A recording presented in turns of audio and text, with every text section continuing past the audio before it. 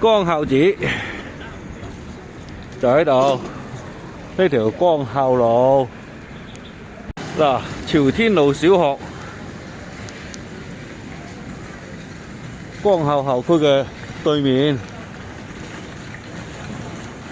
今日帶大家喺一間呢邊度呢？就係光孝寺隔離就係靜惠路體育小學嘅一間紅磚房，全部紅磚，有小院，有咁多啲建築物，仲有啲古董嘢呢度，3層，帶個小院，